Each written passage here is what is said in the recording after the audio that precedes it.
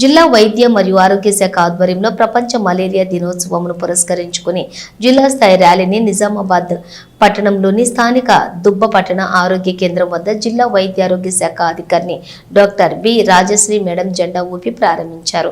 ఈ సందర్భంగా దుబ్బ ప్రాంతం వీధుల్లో ప్రపంచ మలేరియా దినోత్సవం సందర్భంగా దోమల నివారణపై మనందరి పంతం, దోమల అంతం, పరిసరాలను పరిశుభ్రంగా ఉంచుకుందాం, నీటి నిల్వలను తొలగించండి, మన ఆరోగ్యం మన చేతుల్లో, దోమలు పుట్టకుండా దోమలు కుట్టకుండా జాగ్రత్తలు తీసుకోండి, దోమతెరలను వాడండి లాంటి నినాదాలు చేస్తూ అవగాహన ర్యాలీని నిర్వహించారు. ర్యాలీ అనంతరం దుబ్బ పట్టణ ఆరోగ్య కేంద్రం యందు అవగాహన సదస్సును నిర్వహించారు. ఈ సందర్భంగా డిఎంఎన్హెచ్ఓ మాట్లాడుతూ దోమల వల్ల వ్యాపించే మలేరియా, డెంగ్యూ, చికున్గున్యా, పైలేరియా, మెదడువాపు లాంటి వ్యాధులను అరికట్టాలని సూచించారు.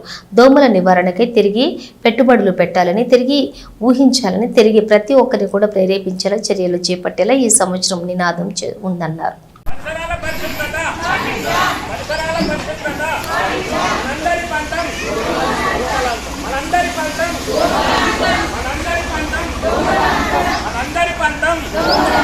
పరిసరాల పరిశుభ్రత, పరిసరాల పరిశుభ్రత, పరిసరాల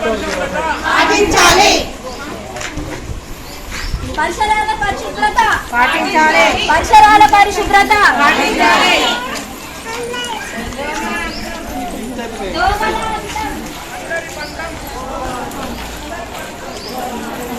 ఎన్సెఫలైటిస్, మెదడువాపు వ్యాధులన్నీ కూడా ఇవన్నీ వస్తుంటాయి. కాబట్టి అది దోమ చిన్నదైనప్పటికీ కూడా మనకి ఇవన్నీ చాలా హెల్త్ ఇష్యూస్ అన్నవి ప్రాబ్లమ్స్ ఉంటాయి.